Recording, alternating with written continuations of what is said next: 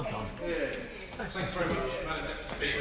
Follow the honourable member for the city of Durham, a beautiful city that I had the pleasure of spending 3 happy and I think reasonably productive years as a student. I'm just sorry I didn't sample more of the music on offer outside of the Rixey's nightclub when I was trying to work hard and get a good degree. Madam Deputy Speaker, when the novelist Jules Verne wrote about the fictional Phileas Fogg's journey around the world in 80 days almost 150 years ago, he must have believed it was the beginning of a golden era of ever-expanding travel. And although this adventurous tale was brought to life by Sir Michael Palin just 30 years ago, the mass transportation of humans across the globe came to an abrupt end in the early months of 2020, since when it's been more like around the kitchen in 180 days. And yet, after a testy and at times tumultuous 2019, 2020 was meant to be so different. More business as usual.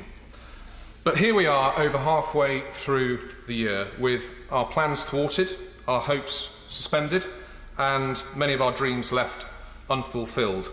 That drumbeat of familiarity has also been swept away, only just starting to re-find its rhythm. And whether it's travel, retail, hospitality, education, or our families, it's all had far-reaching consequences. Yes, no Tokyo Olympics that were due to start this Friday. No London Marathon for me to run this April. Oh, shame. But they all pale into insignificance compared with the economic, social, emotional and mental fallout that COVID-19 has created, jabbing at the very heart of humanity. Births, deaths, marriages, our life's compass points, all directly impacted. And it's the last of those, Madam Deputy Speaker, marriages, that I want to briefly address. With around 220,000 couples exchanging vows every year in England and Wales, and most tying the knot in the summer high season, the best-laid wedding plans of thousands of nearly newlyweds for what should be the best day of their lives have been dealt the cruelest of blows, and this time no one can blame the British weather. With restrictions of 30 people present at wedding venues still in place, most are postponing or even cancelling their bookings, leaving a huge and potentially permanent dent in the wedding industry. An industry that's worth £10 billion to the UK economy, made up of 137,000 small and medium-sized businesses employing 500,000 people working as caterers and specialists in planning, lighting, design, flowers, decoration, clothing, photography, entertainment and many other supply chain jobs. Now, I know the government has been working hard to support the hospitality sector, with pubs and restaurants now open, backed by a £30 billion worth of schemes to help trigger economic activity, including the Eat Out to Help Out. But for family-run businesses like the Cheshire-based boutique hotel group in Edinburgh, the longer that the limitations on numbers at their 3 venues, Peckforton Castle, Nunsmere Hall and Inglewood Manor, remain in place, the greater the damage for them and other local businesses who contacted me, both financially and reputationally. To illustrate, since the start of lockdown through to the end of August, BHG will lose nearly £6 million in revenue thanks to a loss of 250 weddings, already leading to 25 staff redundancies. And should the status quo continue through September and October, which looks likely, another 124 weddings will go, as will a further 2.2 million in revenue. So the situation is getting beyond desperate.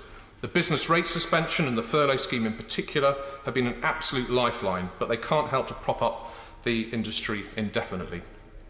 And in any event, as the Managing Director of BHD, Christopher Naylor, told me, every month that our business is closed, even after taking into account the job retention scheme, it still costs £250,000 just to stand still. So can I implore the government, as a matter of urgency, to look again at the restrictions still in place for wedding venues, like Peckforton Castle, that has ample capacity for 600 guests or 300 COVID-secure guests, a far cry from the 30 limit still imposed, together with the setting out of a clear roadmap to reopening. And I know my honourable friend the Minister will send that message loud and clear on my and my constituents' behalf to the Business Secretary and the Chancellor, both of whom I've also raised this with the necessary vigour.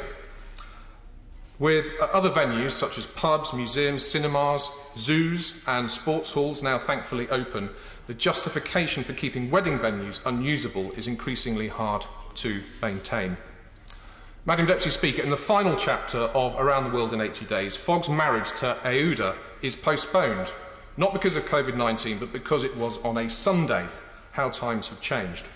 The wedding went ahead the next day, and as Vern reminds us, Fogg won something more important than the money from, spoiler alert, winning his bet. He had won a charming woman who made him the happiest of men. So let's hope this isn't the final chapter for our fantastic wedding industry, and they can bring happiness to many more couples now and in the future.